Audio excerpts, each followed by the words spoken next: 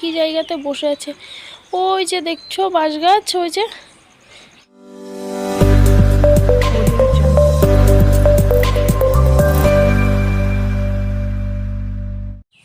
Good morning সবাইকে আমার নতুন একটি ব্লগে।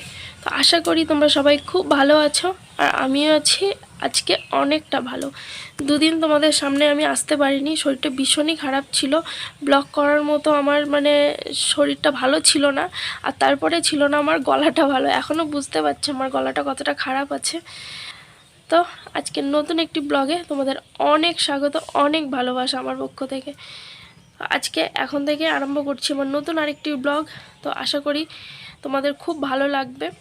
তো চলো দেখতে থাকো আমার ব্লগটা, আর সঙ্গে তোমাদের তো দেখাতে পারলাম না সেইভাবে, এখনও দেখো ওই যে দেখছো বাঁশ গাছ, ওই যে বাঁশ গাছ, ওইখানে বসে একটা একদম বক ডালে বসে বসে ডাকছে, শুনতেই পাচ্ছ পাখির ডাক।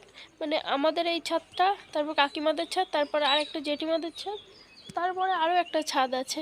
ওইখানে গেলে ভালো বোঝা যায়। মানে আমাদের এই 3টে বাড়ির পরে যে বাঁশ বাগানটা, সেই বাগানের মানে গাছের ডালে একদম বসে আছে, অনেকক্ষণ থেকে ডাকাডাকি করছে, আর আমি বসে বসে ওর ডাকটাই শুনছি।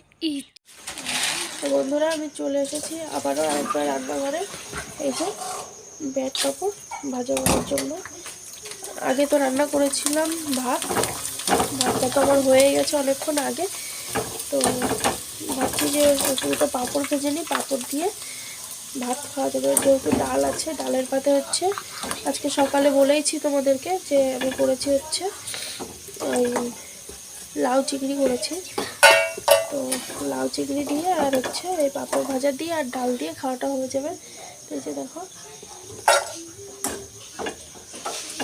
অনেকটাই দিয়া পড়ে গেছে। হাত ছড়া বাবা, হাত ছড়া দিয়ে, হাত ছড়া তোর লেগে যাবে, হাতটা সরা। এই হচ্ছে সমস্যা থেকে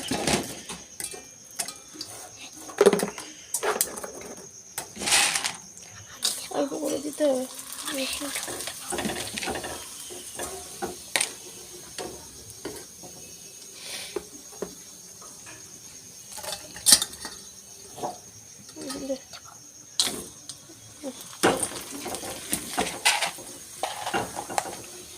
তো আজকেও খুব একটু বেশি ভিডিও আমি বানাতে পারিনি বন্ধুরা, এখনও শরীরটা সেইভাবে ঠিকঠাক হয়নি, সেই কারণে। তো আজকে আমার একটা ছোট্ট ব্লগ। তো ভালো লাগলে অবশ্যই লাইক কমেন্ট শেয়ার করে দিও। আর আমার চ্যানেলে যে বন্ধু নতুন আমার ভিডিওগুলো দেখছে, অবশ্যই আমার চ্যানেলটাকে সাবস্ক্রাইব করে দিয়ে পাশে থাকা বেল আইকনটিকে প্রেস করে দিও। দেখা হচ্ছে নেক্সট দিন, আশা করি ভালো ভিডিও তোমাদের উপহার দেবো।